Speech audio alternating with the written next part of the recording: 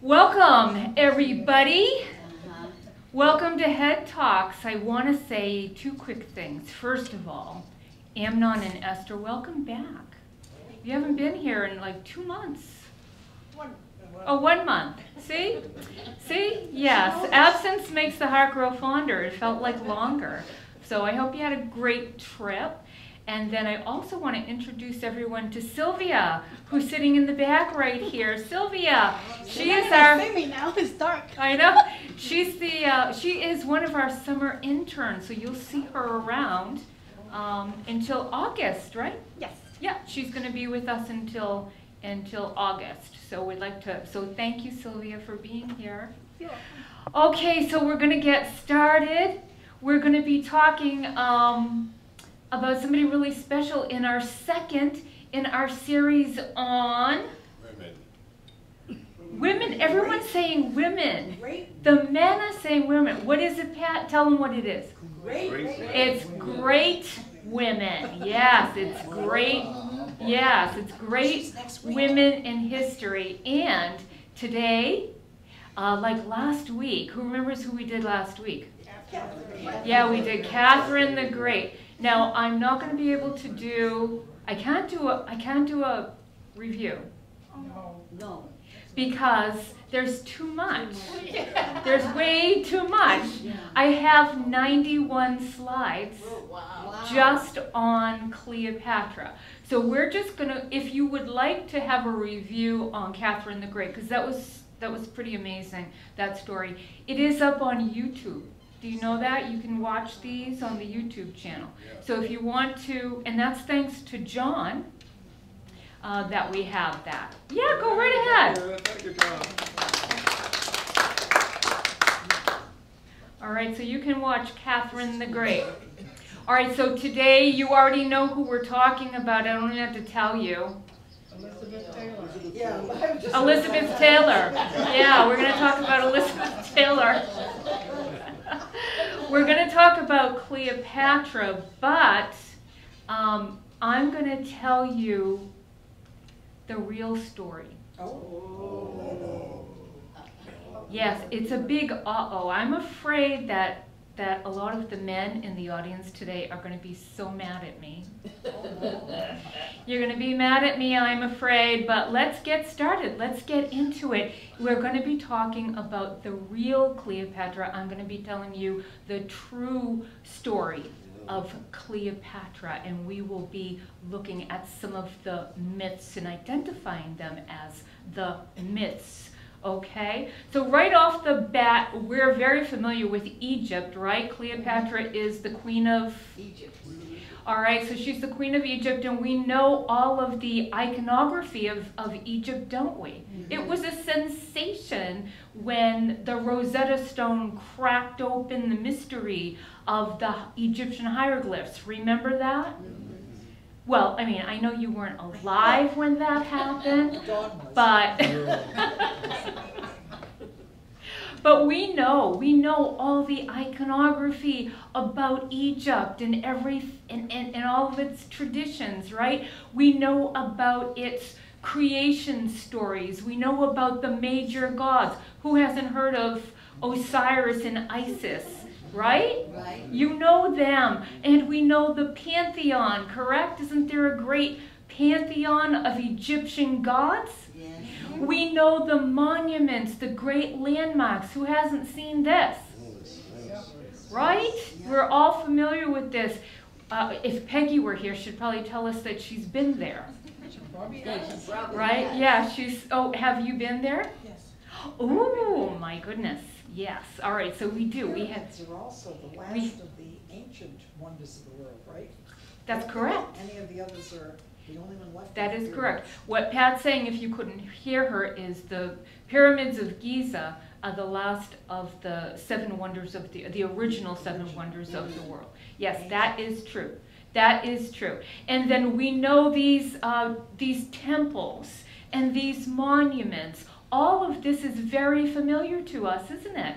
Mm-hmm. Yeah, we've all seen this before. Isn't that great? Great pictures. Yeah, yes, I spent a lot of time looking for these. And look at the tombs and the writing, and it's just we're fascinated and we're amazed, aren't we? And we know there was an ancient Egyptian language that they had. They were prolific in their writing, weren't they? Yes, yes. So we're all familiar with this, but do you know that Cleopatra, Queen of Egypt, the Pharaoh of Egypt, did not have these gods? These are not her monuments. These are not her tombs or her writing or even her language. She was Greek. She was Greek. Well, you've ruined my whole surprise. Thank God it wasn't me for a change. That's true, Pat. Yeah, it wasn't Pat for a change. Yeah, these do not belong to her. They do not belong to her culture. Who are her gods? Greek gods. Greek gods. Yeah, who are these people? Zeus and his well, whatever they call him. Zeus and his friends. I have another name for them. Yeah, Hercules would be one of them.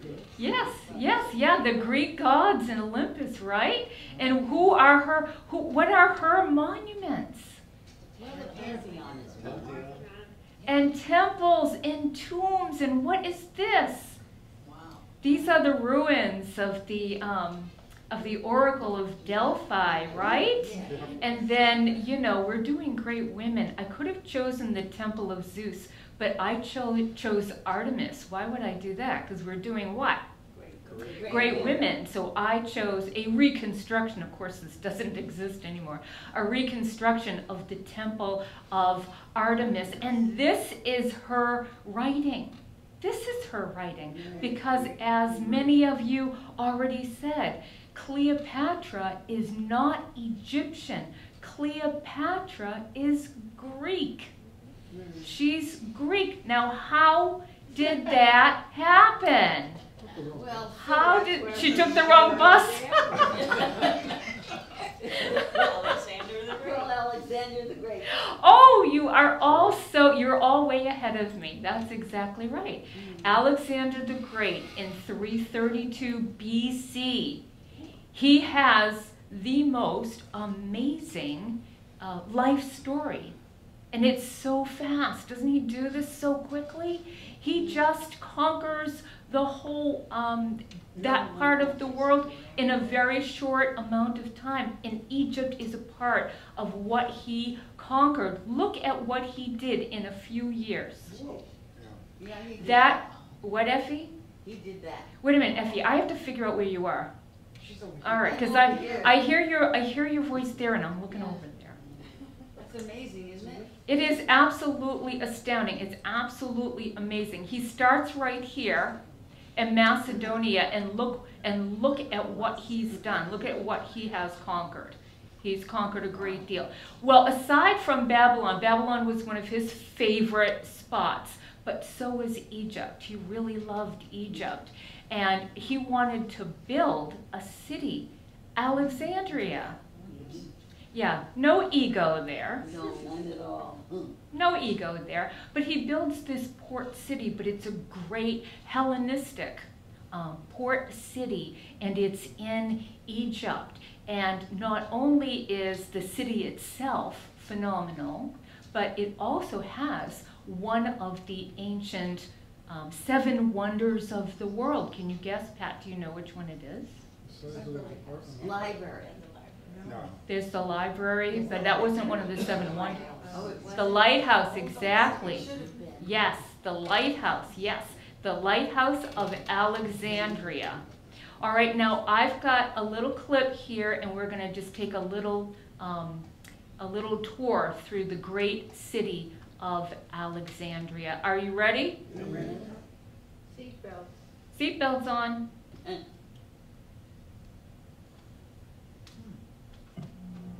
After conquering Egypt in 331 BCE, Alexander the Great decided to build a new city, which, as per his habit, he named after himself. After his death, Alexandria quickly became the capital city of the Ptolemaic kingdom and the most important city of the Greek world. The city was built between the Mediterranean Sea and Lake Mareotis, which resulted in Alexandria becoming a crucial cultural hub and trading center. Sumptuous buildings could be seen wherever one turned their gaze: the royal palaces, the many temples, the gymnasium, lush public gardens, and large avenues. With its incomparable beauty and advantageous geographic location, Alexandria attracted foreigners, intellectuals, and traders. One of the most cosmopolitan cities of the ancient world, Alexandria supplanted even Athens as the most important Greek city in history. Egyptian obelisks were highly prized by Roman architects. While Roman design previously favored the use of a single monument, Egyptian obelisks tended to come in pairs and were generally located at the entrance of temples. Several ancient Egyptian obelisks are still in existence today, though many are spread out across the world in locations such as Paris, Rome, New York, and London. All of this shows that Alexandria was significantly influenced by the rich past of Egypt. Alexandria had several main streets. Its most famous artery was the Canopic Way. It was lined with sumptuous buildings, houses, and temples, and was roughly 8 kilometers in length. This street was one of the most important shipping entrances to Alexandria, and often hosted processions and festivals. The width of the street, 30 meters, was abnormally large even by Greek standards. This is likely because the Canopic Way was made in a short span of time and based on an urban plan, as opposed to being slowly built over time, as was usual for the era. The Canopic Way originated in the western cemeteries, skirted the gymnasium, and then exited the city to head east through massive doorways towards Canopus. This structure was known as the Canopic Door.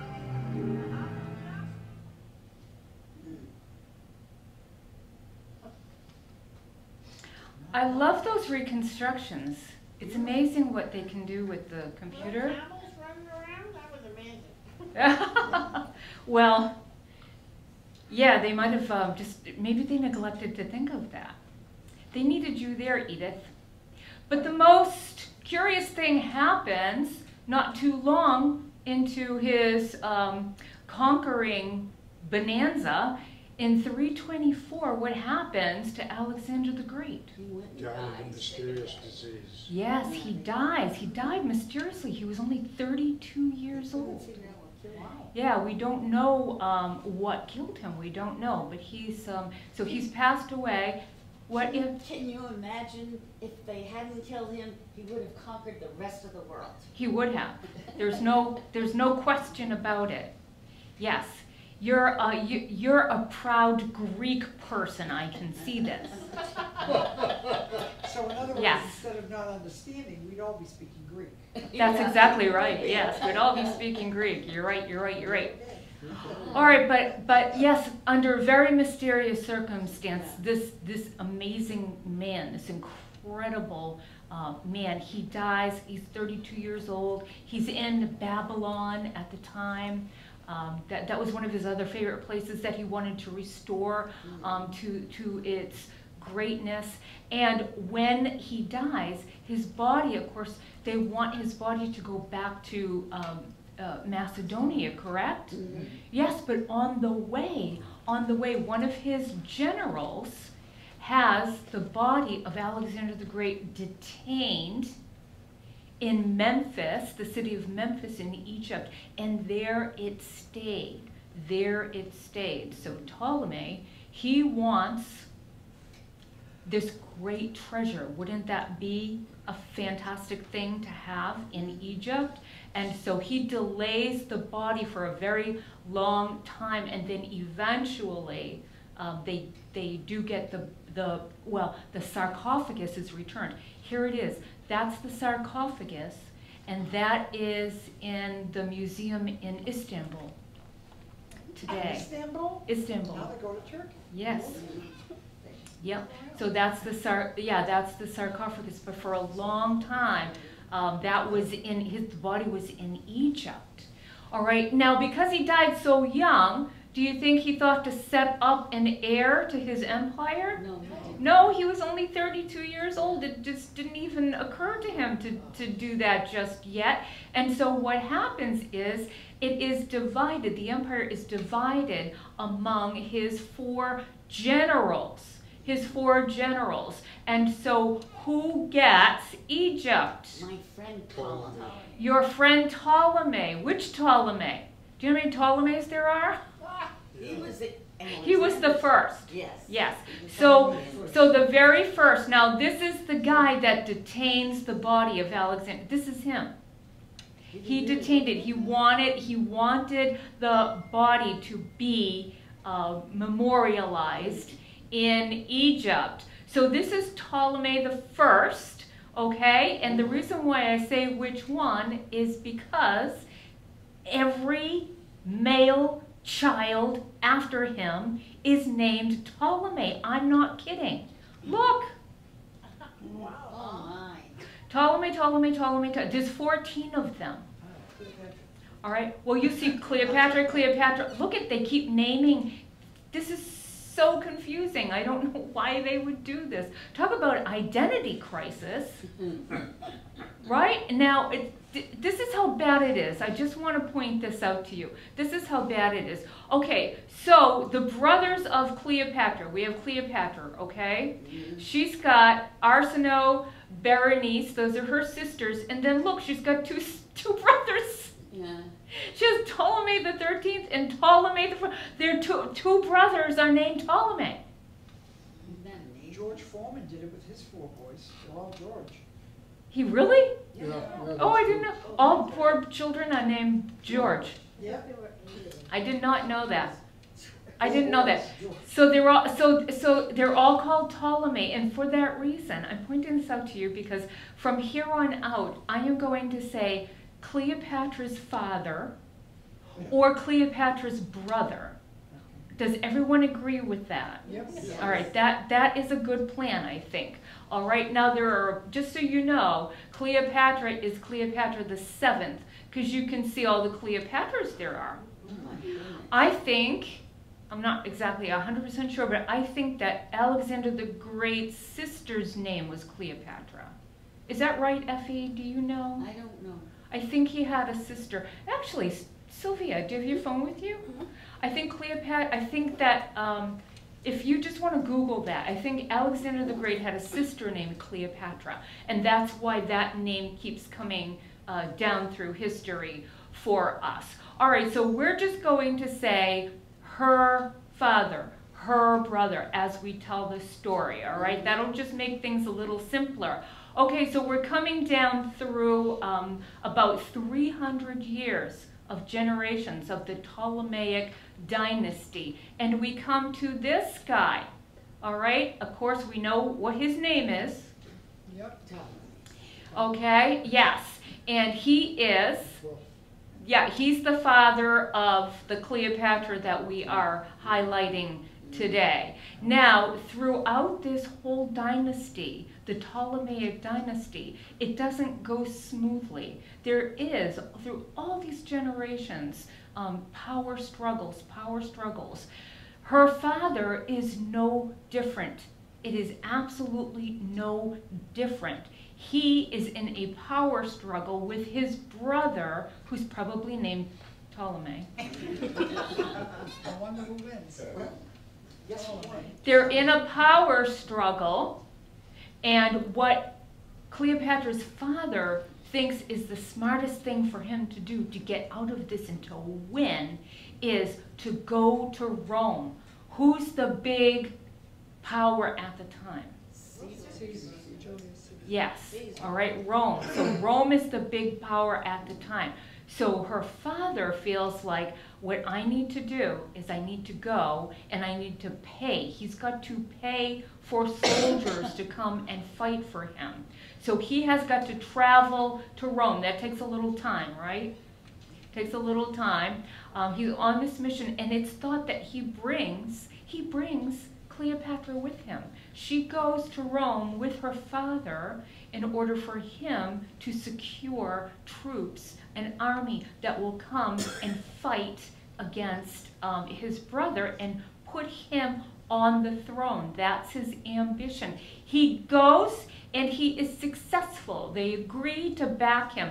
There's only one reason why they would agree to back him, and it isn't really about the money. It's because they think if they do this, then what does Cleopatra's father owe Rome?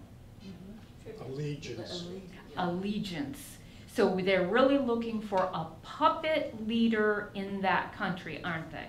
This is someone they can control. So they're going to send some troops. They're going to send some troops. So he goes back. Now Cleopatra is with her father at this time. This is important, critically important, because what was happening back in Egypt while they were in Rome is that his wife and his daughter, the oldest daughter, joined the brother in a coup against him. They take over the throne, all right? They take over the throne, and when Cleopatra's father comes back with these Roman troops and overthrow them, it doesn't say how the mother, she died. It doesn't say whether she committed suicide or died in battle or what, but she had died, so had the brother. But the daughter was still alive. Her name is Berenice. She was still alive. The father had her executed. Executed his own daughter. All right, so now we have a young Cleopatra, and she's seeing that her father has, this is the kind of dynamic. This is the dynamic. All right, so she's witnessed her father execute her sister for treason. She's executed. All right, so now we have Cleopatra's father. He's what? The pharaoh. He's the pharaoh for, No. yeah, that's not too secure, is it? No. It's not really secure. And what is another problem he's got? Well, He does. He owes money. He owes a lot of money to Rome. Okay, so he needs to secure his dynasty, all right, because that's what it's all about. So what does he decide he's going to do? He names, say that out loud, Pat. Marry his daughter off? He's going to marry his daughter off. Ah. Yes, that's true, except there's quite a twist. Or it's quite twisted. Let me put it that way. All right, so he's going to name his successors, Cleopatra and her brother. All right, so it's our Cleopatra and her brother are going to be co-rulers. That's what he puts. What does that mean? Does anyone know what that means? They have to get married. She has to marry her brother? She has to marry her brother. The brother and sister have to marry. This is not at all uncommon. They had been doing it all along. They thought if they did that, it would keep the bloodline what? Pure. Pure. But what does it really do to the bloodline? It weakens it. Makes them nuts. It does. It really does. All right, now we know incest is taboo in all cultures, and even in Egypt, except for this situation. Except for, it's taboo. It's definitely taboo. All right, but to keep the bloodline pure, they think, they marry. So brothers, so this was not unusual. You know what was unusual? It was really, the thing that was unusual was Cleopatra's reaction to it. No. That's funny. Never gonna happen. Not doing that. All right, she is, so even though that was the tradition and that had been happening for generations, she was not going to do that at all. So what does she do? There's absolutely no evidence that they ever got married, that they had very separate, they reigned kind of ruled, but in very separate ways. And she's doing these things that are highly unusual. They haven't been done. Remember, everybody who's anybody is in Alexandria, right? Mm-hmm. All right, what about the Egyptians? The real Egyptian people. They didn't really, they weren't Greek, let's say, okay? All right, so they didn't rank. But what is Cleopatra doing? Cleopatra is Go back to the past. she went back to the past. Yes, exactly, Effie. What she's done is she has studied the culture, the traditions, and the festivals. She knows the rites and the rituals, what they are, what they mean, what they're for, the importance. She arrays herself like Isis. Who is Isis? The goddess. One of the major gods, Osiris and Isis, and she is arraying herself to represent Isis because she is the queen. She's the queen, and she's attending the traditional festivals. She is paying homage to the traditions of the native Egyptians. Also, yes, excellent, Judy. That's exactly, you preempted me, Judy. She is the only pharaoh, Ptolemaic pharaoh, that bothered to learn the Egyptian language. In over 300 years, she is the only one that learned the Egyptian language, and she spoke. What? How old is she approximately? She's about 16, 17. Okay. Yeah, so at this time, right now, she's just a teenager, but she was highly educated. She was just a brilliant woman. And so she took time to learn the native ancient Egyptian language. Would you like to hear the native ancient Egyptian language? Yes. You would? Yeah. Oh, well, it's a good thing I have this then.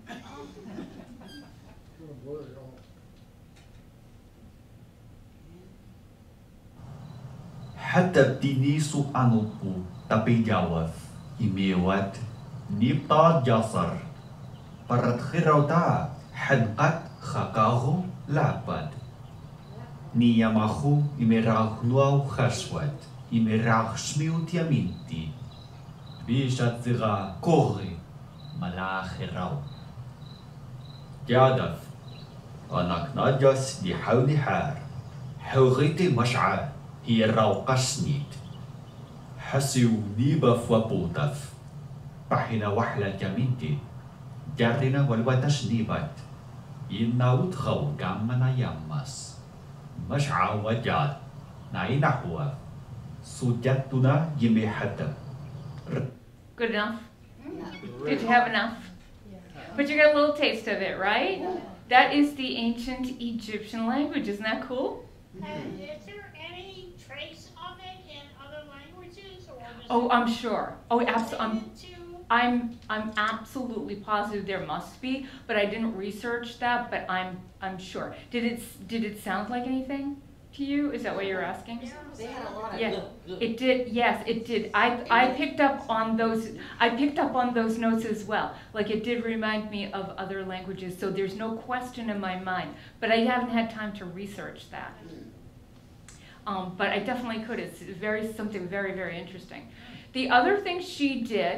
Now remember, everything was Hellenistic. It was about the Greek culture, right? They depend on the Nile. If it doesn't come in enough, or if it comes in too much, what can happen to the people living along the Nile? What can happen to them? Yeah, famine. They can flood, or they can have a drought, and there's famine. When she becomes queen,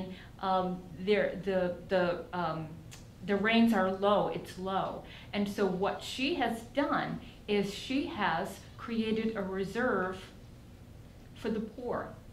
All right, there's a reserve of grain that she has kept for the poor, and this too is something that hadn't been, you just had to fend for yourself.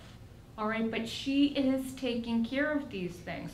And so, do you think that she's becoming popular with the people? Oh, yeah. Yes.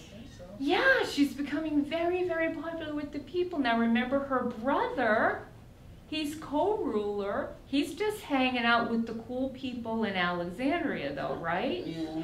Yes, but he starts to get wind of these things that his sister's doing. And do you think he was a little worried about that? Oh, I know, Pat, right? Well, yeah, I was a little late because I had to go through lots of Yul Brynner photos to make sure I had the right one. So yes, that I thought was the right one. He looks just angry enough. He looks worried, but not yet. So I had to view several of them before I chose this one for you. So he's a little worried. All right, so now do you see what's brewing in Egypt? It's brewing, isn't it? We've got some trouble that is just on the horizon. Now, meanwhile, what's happening in Rome? I think Caesar got his head cut off. It is a party. Yeah, it is a party. So what the party is all about is Julius Caesar has just crossed the Rubicon. Right. And the people are letting them in, correct? Mm-hmm. And so who is his adversary back in Rome? Pompey. And Pompey realizes that he's in trouble and he better run, correct? Mm-hmm. So where does he run to? Does anybody remember? We did the whole, do you remember the Roman Empire thing we did in here? It was only months and months ago. Constantinople. Yes. He runs, he has to run, he has to get out of there to save his life. So he decides that what he's going to do is he's going to ask for refuge in Egypt. Okay, so he flees to Egypt and he's sent a message to Ptolemy, is who he sends the message to, because Ptolemy is in Alexandria, right? And so Ptolemy does not know what to do. I mean, really, if I've ever felt bad for Ptolemy, it's right here. Okay, because no matter what he does, he's at high risk, right? Because you have Pompey, who's a very powerful man, but now you've also got Caesar, who's also very powerful. He has to make the right decision because that would just be the end of him, correct? So what he does is he sends word to Pompey and says, you can come to Egypt and we will, we'll accept you here. And the minute he gets there, what do? Effie, tell us, because you like this kind of thing. They chopped his head off. They chopped his head off. And of course, who's in hot pursuit of Pompey? Julius Caesar. Caesar. So when Caesar arrives in Egypt, Ptolemy has a great gift for him, which is the head of Pompey. All right, so here's the whole story, and nice and succinct. Yeah. Can you, hold on one second. Can you see right here? It got cut off a little bit, but that cracked me up because someone took a picture of the statue of Pompey, cropped it, and then turned it over and put it on a platter. Can you see that? It's hysterical. When I noticed it, I would just laugh and laugh. Yeah, it's right here. Unfortunately, it got a little cut off there. But yeah, that's how someone decided to portray. So whoever did that, my hat's off to you. That was very entertaining. All right, so now Caesar can. This is a terrible, terrible thing that you've done publicly, but privately, what's he saying? Yes. Yeah, I didn't have to do it. There's no blood on my hands. I can say the Egyptians did this, and it's a terrible, horrible tragedy. But his only adversary is out of the way now, right? So Ptolemy did a great favor for Caesar. So if you've got these two co-rulers and they're coming at blows, doesn't Cleopatra have something to worry about because her brother just did something fantastic? How can she possibly top that? She does. It would be pretty hard to top that, wouldn't it? She does. Yeah, but she does. She decides, because now Caesar, he's there in Egypt and he's in Alexandria, and he's calling for the two of them. All right, you both, I need to see you both. And he's calling for both of them to come. She doesn't want to go with her brother because he's got the edge right now. So she's going to go on her own, and she gets herself smuggled into the palace where Caesar is. So she gets herself smuggled in there. In a rug. Well, we don't know exactly what happened during this encounter. We don't know. But the fact that she got there, past her brother and his armies and Caesar's guards, the fact that she did it is brilliant. No one ever points that out. She got herself smuggled into his private rooms. That is amazing, but that's always glossed over. Do you ever hear that highlighted? No. No. What do you hear highlighted? That she comes wrapped up in a carpet. They roll it out and there she is. And surprise, surprise, do you know that that was never anywhere, not for many, many, many years later. So it's highly unlikely that that happened. It's probably a myth because it doesn't show up for, I don't know how long, but like long time later. So we don't know how she smuggled herself in. I mean, maybe it's true, but we really don't know. We don't know how she got herself in there, but the fact that she did is absolutely genius and brilliant that she got to do that. And we don't know what happened, but it must have been a good meeting. Must have been a nice meeting. All right, so now shortly after, he does bring both of them together, and it is his intention for them to co-rule. Okay, and she is receptive to this. He also has just fought a civil war in Rome, right? That costs money. That's expensive. So he wants Egypt to pay the debt. Remember what the father did? Yeah. Remember the dad? The dad that got the, yeah, and he owes them money and hasn't been paid yet. So he's saying, you need to pay your bills and you two need to start getting along. Well, Cleopatra is agreeable, but guess who isn't? The brother. Now, come on, he just did this fabulous thing for him. You'd think he would be smart enough to, you know, say the right thing, say at least what Caesar wants to hear, all right? And then he'd get put on the throne and all would be well. But no, he's like, no. He's not at all interested in having this guy from across the ocean, across the sea, telling him what to do. So he's going to resist this. He's resisting this, and he resists this with his army. Ooh, that's not a good idea. No. That's definitely not a good idea. All right, and not only that, but he's got one of his sisters, another sister, all right? Her name is Arsinoe, and he has decided that she's with him, with her brother, and so she has decided she'll do the whole co-rulership thing with her brother and do what she's supposed to do. And so she names herself queen. So Arsinoe names herself queen. Ptolemy is in a battle against Caesar. Well, what does Caesar got to do what? All he's got to do is make one quick phone call, right? And what does he have? An army. An army. And so he sends a messenger and he has troops come, and we have what is known as the Battle of the Nile. That happens in 47 BC. And who do you think wins? Caesar. Yeah, Rome wins. Rome wins over Egypt. And here it is. Somebody mentioned this earlier. It's right here where the great library of Alexandria is burnt down.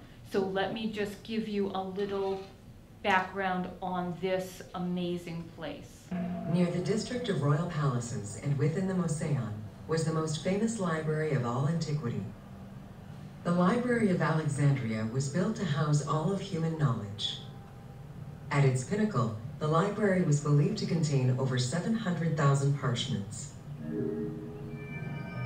Throughout the centuries, fires and wars between Christianity and paganism destroyed the library, leaving nothing behind. The loss of the building, and more importantly, its vast collection, is immeasurable.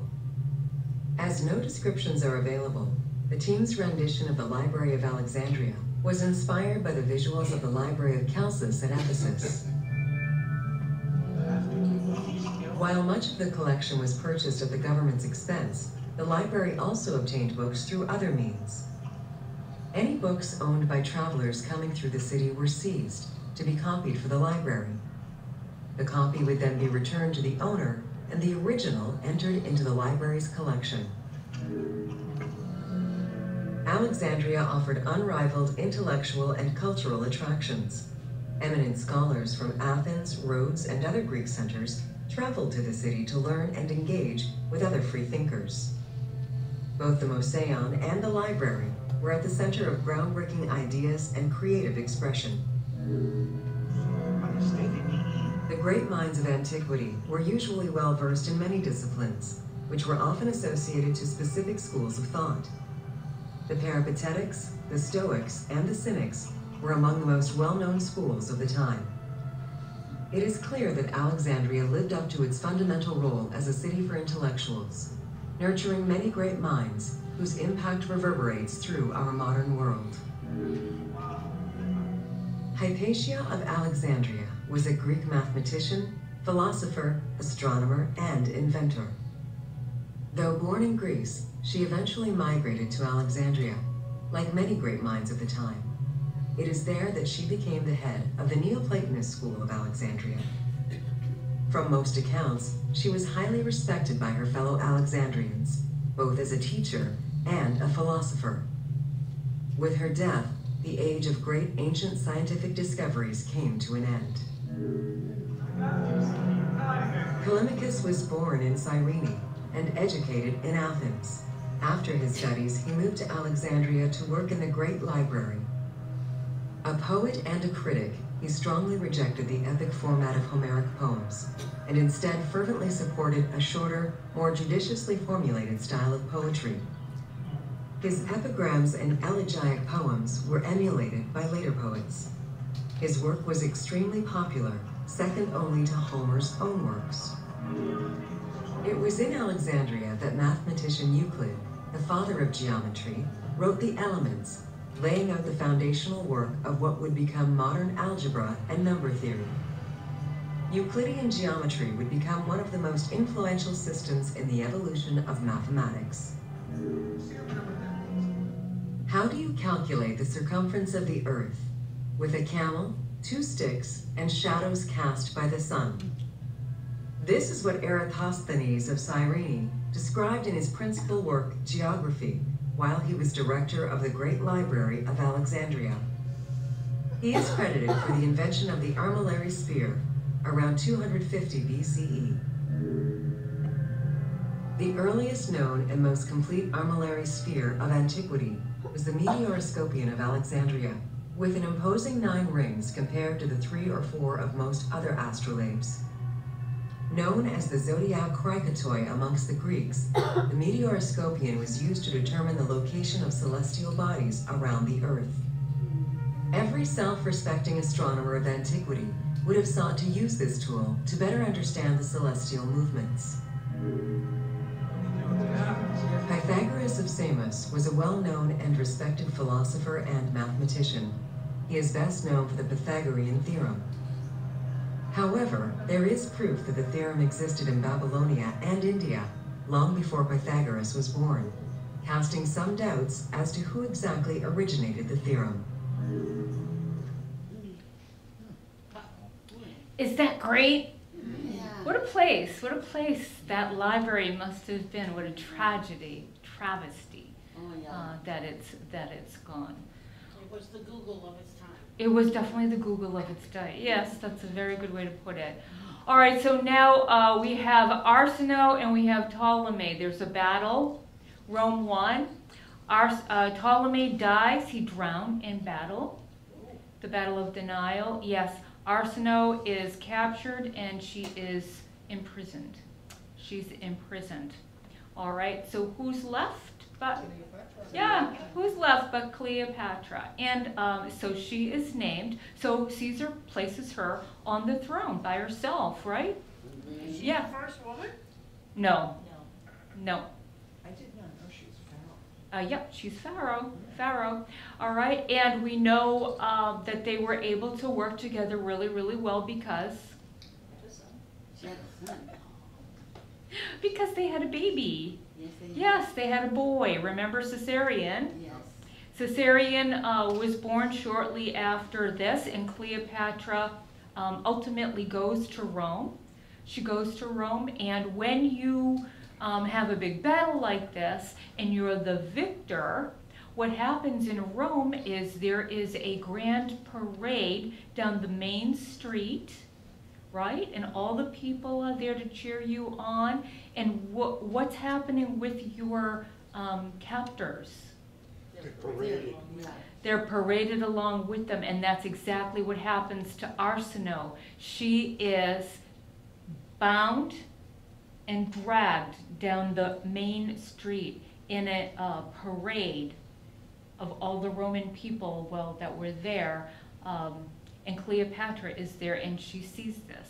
She sees this happening to her sister. She's a captive of Rome, and it was humiliating, absolutely humiliating. All right, and then we have this relationship between Caesar and Cleopatra, and now they have a child together who is a male. And what does that suggest? An heir. An heir, but remember, what is Rome? What is Rome right now? Rome is a republic. Do they have an emperor? No. What do they have? A senate. They have a senate, yes. This is the time of the Roman Republic. They don't have a dictator, a king, an emperor. They don't have that. They are a republic. This is the Roman Republic, and they are very protective of that. Remember Cicero? Mm-hmm. Oh, If you see a man who is, right now he's dictator, but it doesn't mean what we think it means. It's just supposed to be for emergencies. And he's got the queen of Egypt, and they've got a son. And your dictator for now is, he is opening a new temple to one of the gods. And inside that temple, guess what there is? There is a statue of Cleopatra and their son. That's not it. It doesn't exist anymore. Can you imagine what the Romans did to that? Doesn't exist anymore, but I got this for a visual for you. So what does that suggest to the Senate? That Caesar is dangerous, right? He's dangerous, and that they need to do something about it, and they decide to do something about that, and we all know the date. The Ides of March. Yes, yes, the Ides of March. And you all know what happens. He is assassinated by the Senate. When he's assassinated, and again, we did a whole Roman thing. It's on YouTube if you want to see that.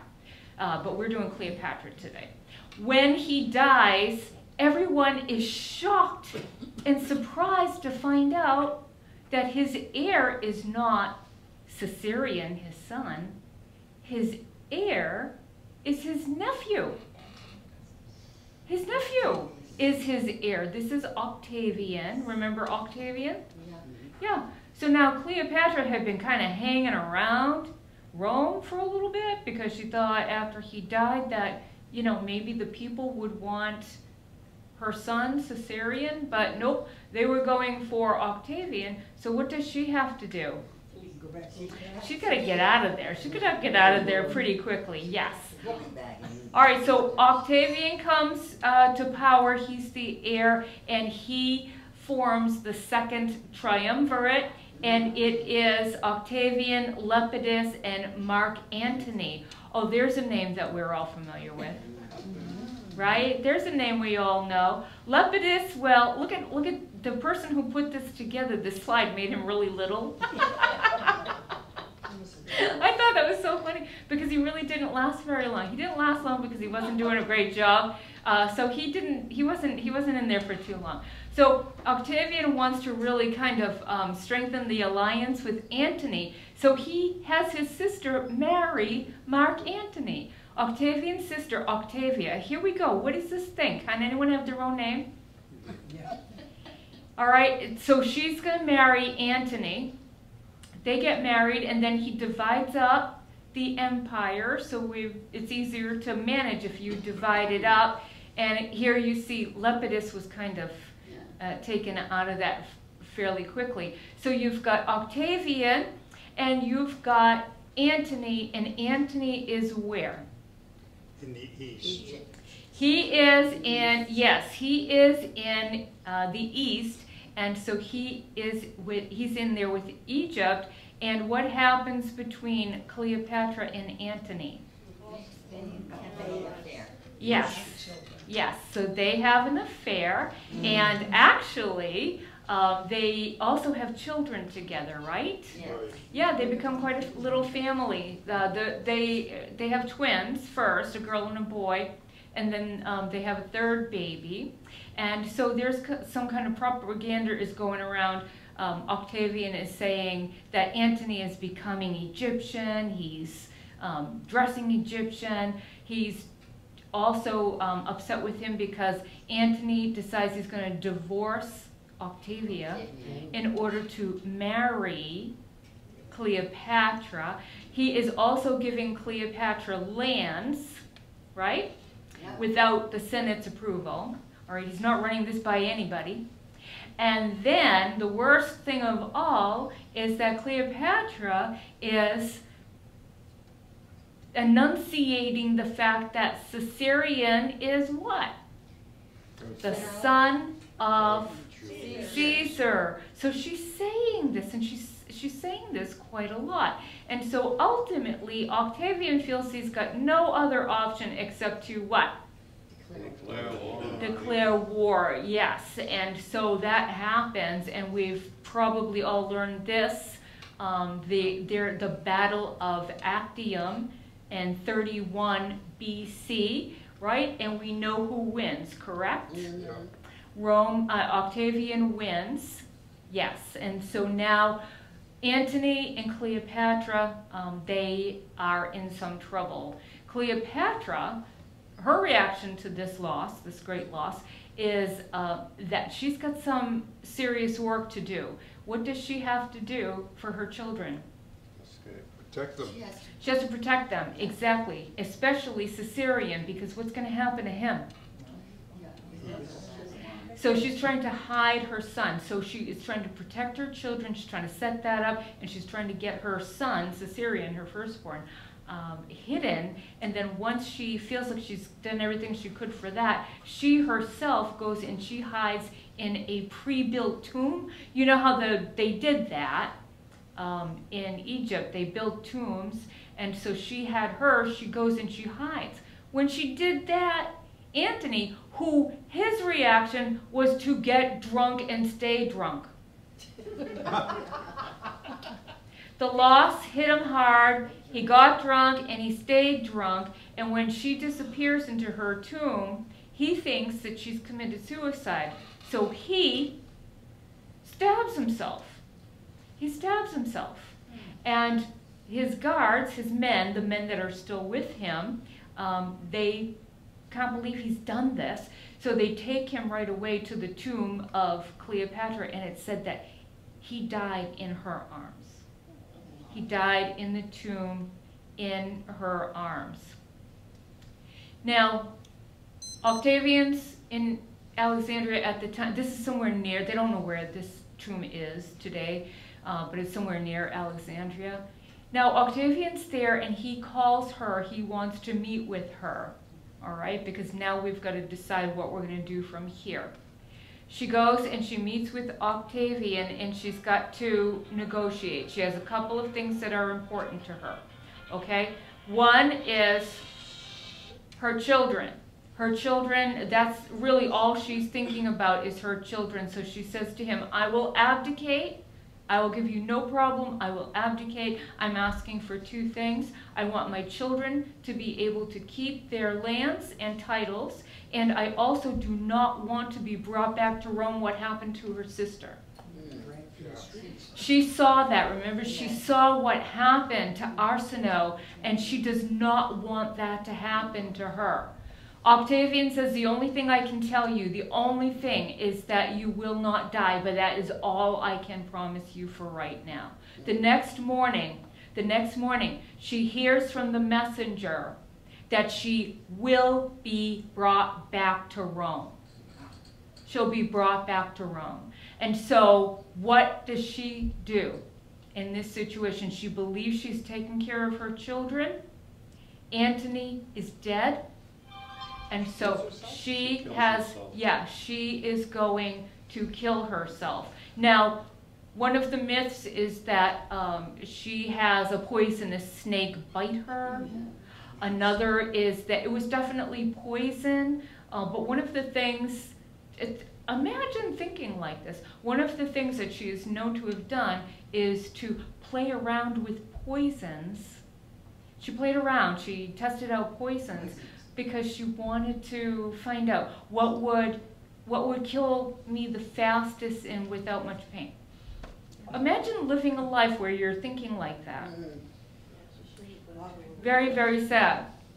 Yes, very, very sad. So she dies, Antony has died, and very, very unusually astounding, really. Octavian has allowed for both of them, Antony and Cleopatra, to be embalmed and buried side by side in her tomb. How old was she by then? That was very nice. She was 30.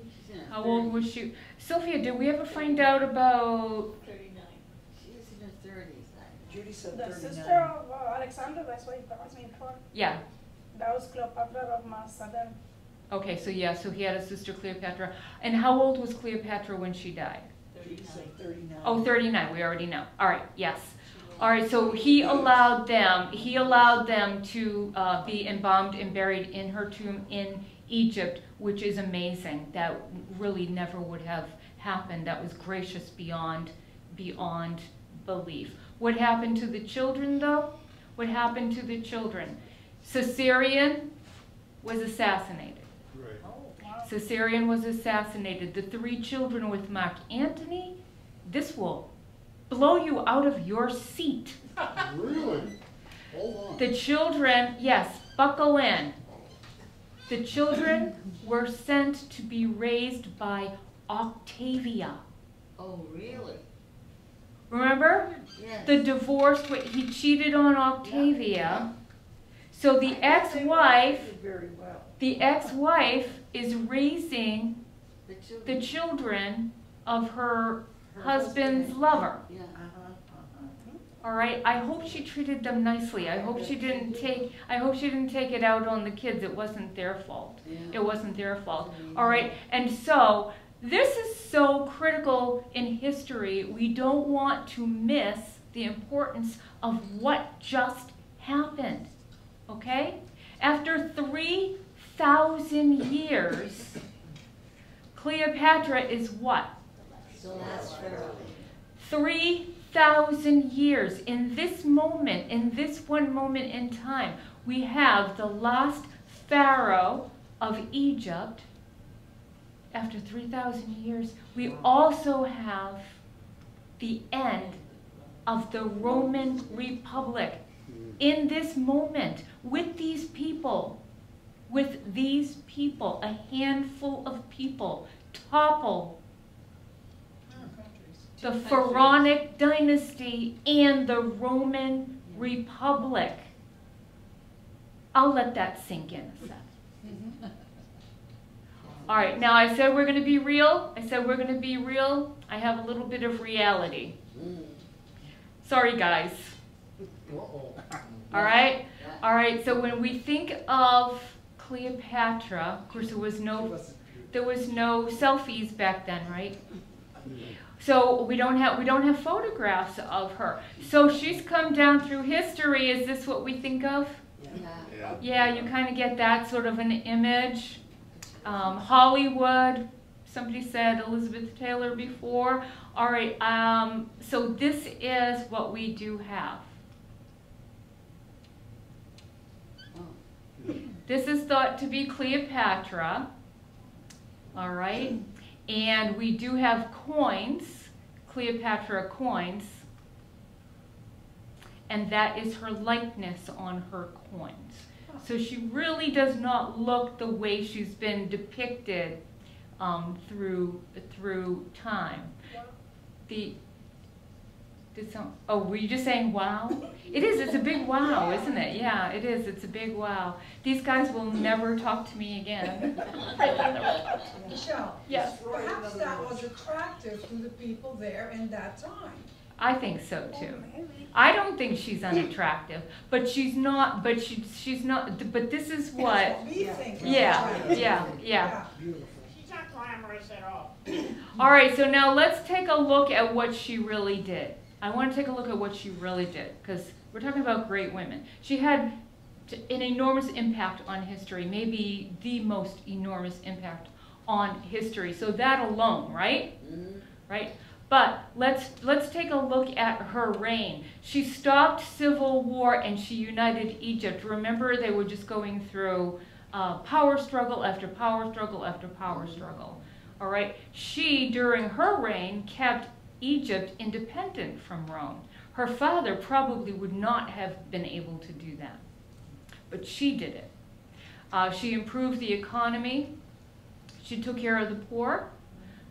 She was a very, very excellent politician. She spoke many, many, many languages. And she ruled for 21 years. Most of them couldn't stay alive for very long at all. But she managed to stay alive and rule for 21 years. So she really is, I think we can put her in this category of great. What do you think? She done good. She done good? Yeah. All right, next week, this is going to be, I'm really excited to be I guess I feel honored and privileged to be doing this next week. All right, so we're going to be looking at Anne Frank next week, and I just hope I can do her justice. All right. Thank you everyone for coming, and I'll see you next week.